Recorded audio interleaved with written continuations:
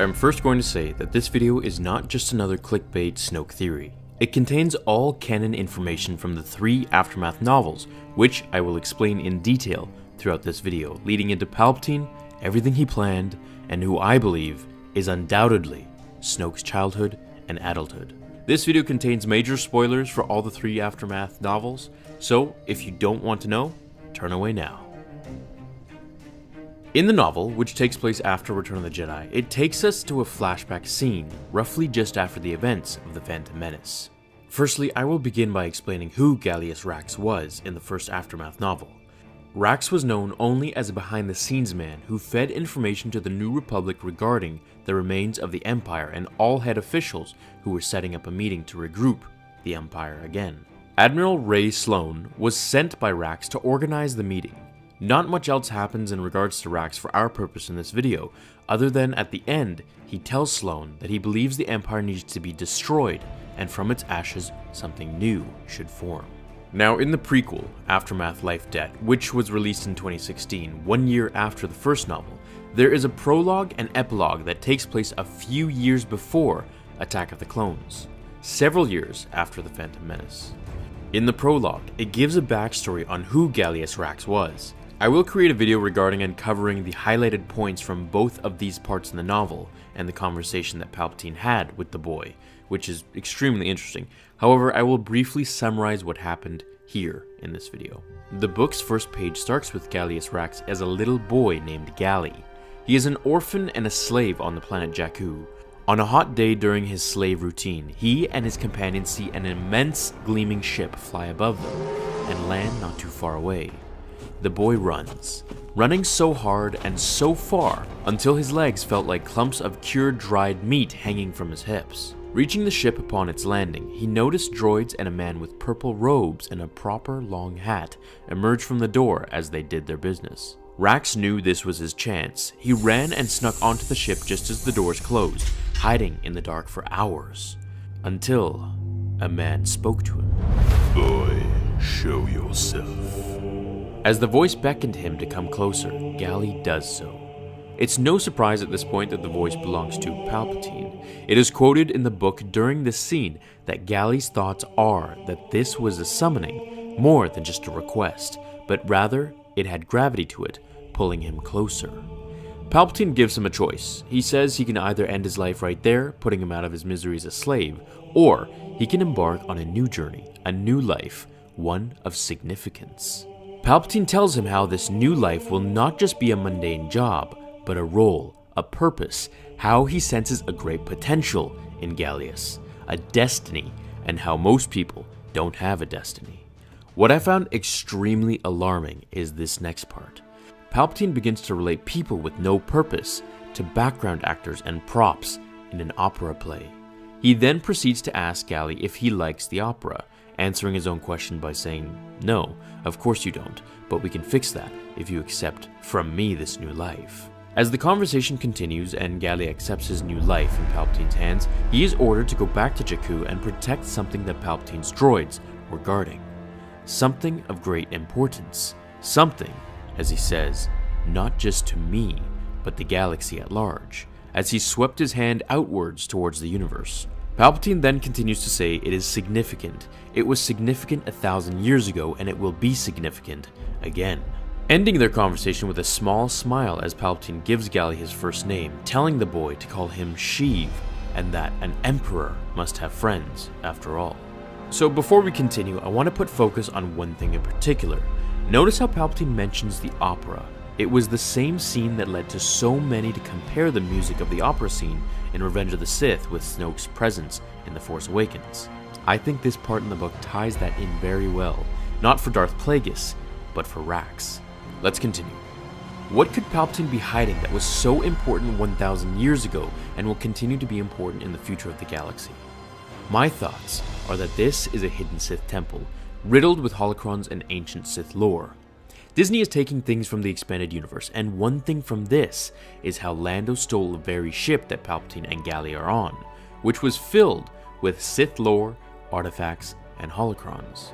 The next point is that why on earth would Palpatine trust something so important to a slave child that he literally just met, and why did Galli even go to the ship? The opening of the epilogue has this line in it. And yet he remains compelled, as if something invisible is tugging him along, an unseen thread bound to his throat, leading him like a leash and collar. I will get a little closer. I won't be missed. Just like how Palpatine's master Darth Plagueis was skilled in force manipulation and hallucinations, which is what I believe Palpatine did here with the boy, luring him to the ship as if something invisible was tugging him along by his throat, like a leash and a collar. He sensed the force within Gallius. This also leads me to believe that Palpatine induced Anakin with the nightmares of Padme. Usually when Jedi had premonitions of the future, it isn't in the form of nightmares, but rather when they would meditate, just like when Master Yoda did. Now, fast forward with me to after Return of the Jedi. Gallius is seen to be wearing a long, dark robe that reached the floor, billowing as he walked. In the book, it is written in detail how Gallius greets Sloane, mentioning him to sneer with his lips, arch his eyebrow, and spread his arms. How he takes dramatic steps and makes showy gestures, much like that of an opera actor on stage. This is extremely reminiscent of how Snoke speaks and dramatically gestures towards Kylo and Hux. Sloane also makes several references to Gallius as being a hologram. I quote, "That is how she feels, as if she is meeting a hologram of a dead man to pass as real."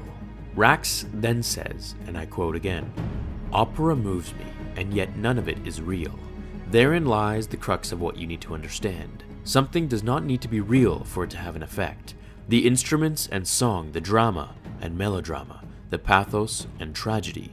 It's a lie, a fiction, and yet what happens on the stage speaks a kind of truth just the same. Facts and truth are separate things." This is another point to how opera moves him, something Palpatine enjoyed. In another part of the book, Rax plays the first song he heard after leaving Jakku. It was the story of a woman who refused to join the Sith or the Jedi and took revenge on them both for the death of their family. In another part of the book, Rax plays the first song he heard after leaving Jakku. It was the story of a woman who refused to join the Sith or the Jedi and took revenge on them both for the death of her family. This could be Kylo, as he is neither dark nor light, just conflicted and in between, but it could also be Rey and why he was so invested in finding the girl. Leading to my theory, on a side note, how she will eventually turn against all sides, and this is where Kylo returns to the light side of the Force. On Coruscant, Sloane finds an old hollow image of a young Gallius Rax, with Palpatine as she says. The boy looks like a dirt-cheeked rube solved into an ill-fitting academy uniform. His hair is dark, his skin is pale. Those eyes, though, a familiar arrogance shines there, each a black hole swallowing the light. One thing stands out. One of the boy's hands is facing outward, and Sloane sees something across his palm, a marking of some kind, a tattoo, or a brand. It's interesting how Rax has a tattoo as if he is a part of a group or secret clan, possibly a nudge towards the acolytes of the beyond. Next, as part of Rax's goal to create a stronger, more efficient empire, as he quotes in the book, he plans the rescue of Commandant Brendel Hux, who is father of General Hux from The Force Awakens, as we saw.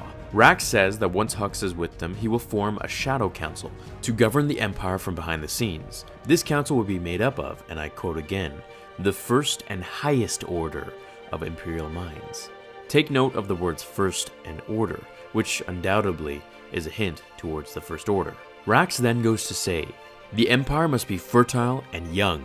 Children are crucial to our success. Many of our officers are old. We need that kind of vitality, that brand of energy you get with the young. The Empire needs children.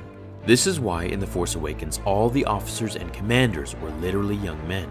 This also leads the young cloaked figures rumored to be the acolytes of the Beyond, that were seen buying what was told to be Darth Vader's lightsaber in the black market. Rax ends up revealing after a long time that the Empire had new Imperial fleets awaiting command, ready with thousands of Star Destroyers and crafts.